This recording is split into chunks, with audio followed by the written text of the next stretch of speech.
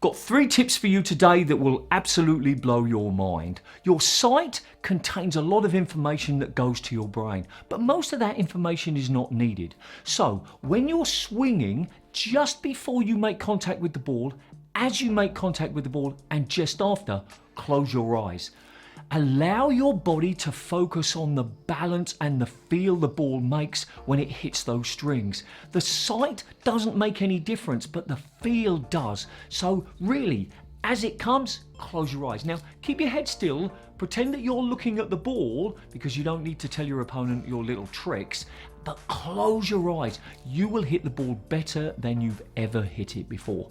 Now, tip number 2 is to do with sweatbands. Now, I love wearing sweatbands because sweatbands really give me the feel as though I've got like a solid wrist, and of course they're useful for doing that. But if you wear a sweatband, you have to wear 2.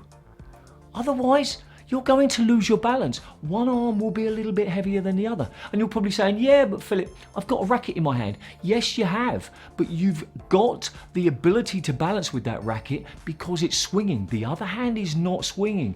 And you've developed that strength over many, many years. But one sweatband, it actually makes a difference. So make sure you've got 2 sweatbands, and I'd always recommend the same color. It's actually to do with the dye that they use in the material. Each different color sweatband is a slightly different weight, so you really want to balance those out. So that's tip number 2, 2 sweatbands.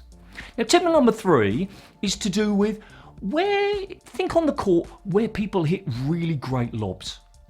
From the front. And why from the front? Well, that's because the ball is low. And if you make contact with the ball low and you hit it very high, you're going to get this fantastic lob. If you make contact high, if you make contact with the ball very high, you're not going to get that loop. So imagine that you're right-handed, just for this demonstration, you're serving on the right-hand side. I want you to put your right foot, and I apologize for not being able to do this on court, but I want you to put your right foot in the top left of the service box. Take a huge step forward, and I want you to serve underarm. I know it's unconventional. You don't see many people doing it, and you don't see many people doing it because they're too afraid to find out what happens if they would. So step forward, reach out with your hand, throw the ball in front of you, and then like literally hit it like this. You'll come under the ball, and as long as you've got a high enough court, of course, you'll be able to get those really high shots that come almost vertically down into the corner. So let me summarize for these fantastic tips. Number 1, close your eyes when you make contact with the ball. Number 2, balance your sweatbands, especially the color. And number 3, serve underarm as far forward as possible. Now, normally I say to you, and remember, do something every single day to improve your squash, but not today, because sometimes we just need to do nothing. We just need to relax and let our bodies, do all of the work. So today I'm going to tell you, and remember, do nothing every single day to improve your squash. Thanks for watching. See ya. If you think the content of my videos is useful, please consider subscribing to my channel and turn on notifications.